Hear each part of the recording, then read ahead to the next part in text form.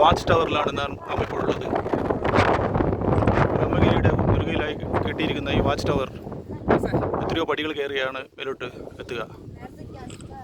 ഇഷ്ടംപോലെ ഒരേ സമയം 10-15 പേർക്ക് മാത്രമേ മുകളിൽ നിൽക്കാൻ പാടുള്ളൂ. തിരുനെല്ലിയുടെയും ബ്രഹ്മഗിരിയുടെയും മുഴുവൻ കാഴ്ചകളും ഇവിടെ നിന്ന് കാണാൻ പറ്റും. പക്ഷെ സൂക്ഷിച്ച് കയറണം, നല്ല കാറ്റടിക്കുന്നു. ചുറ്റുപാടും ഇത്രയും ഭംഗിയായ മലനിരകളും. സത്യം എങ്ങനെയുണ്ട് ഈ കാഴ്ചകൾ? ഈ വാച്ച് ടവറിൽ എന്തിൻ്റെ കാഴ്ചയാണ്?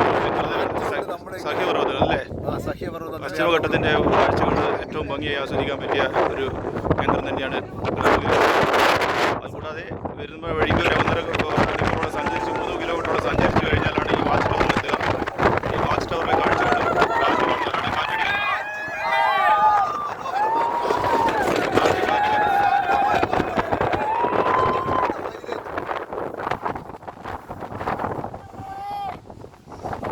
ഇനിയും ട്രക്കിംഗ് തീർന്നിട്ടില്ല. ഇനിയും ഒരു മണിക്കൂർ 2 മണിക്കൂർ കഴിഞ്ഞാൽ ട്രക്കിംഗ് ചെയ്താൽ മാത്രമേ നമുക്ക് ഇതിൻ്റെ നെറുകയിലെത്താൻ പറ്റുള്ളൂ. അതുവരെ ഇനി ഇറങ്ങണം. ഇതുപോലെ തന്നെ ഈ സ്റ്റീപ്പായിട്ടുള്ളതാണ് ഇവിടുത്തെ സ്റ്റെപ്സ്. ഇറങ്ങലും വളരെ സൂക്ഷിച്ച് ചെയ്യേണ്ടതാണ്.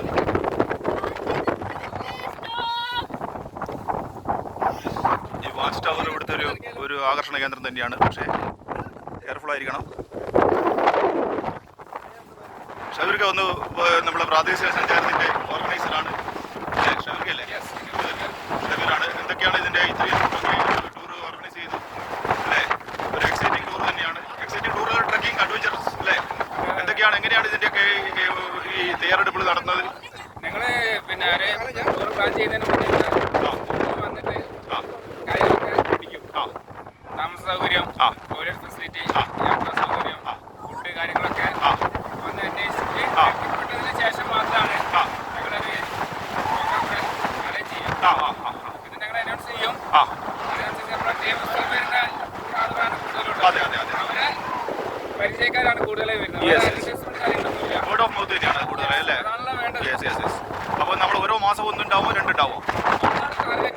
ചില സമയത്ത് ഞങ്ങൾ 2ലേക്ക് പോകും. കാരണം സ്പെഷ്യൽ പെർമിഷൻ എടുത്തിട്ട് ട്രക്കിംഗ് ചെയ്യാറുണ്ട്. ഓ ശരി. ഇത് എത്രാമത്തെ ട്രക്കിംഗ് ആണ് ഇത്? 20ാമത്തെയാണ് അല്ലേ? ഇത് ബ്രഹ്മഗിരി ആദ്യത്തെ അല്ലേ? ഇനി അടുത്തത് പറമ്പിക്കുളമാണെന്ന് പറഞ്ഞു അല്ലേ? പറമ്പിക്കുളം, അത് ഗവി ഉണ്ട് അല്ലേ? അങ്ങനെ എല്ലാ മാസങ്ങളിലും ഏപ്രിൽ 4, 5, 6 ഓക്കെ ചെയ്യുന്നുണ്ട്. ഓ ശരി.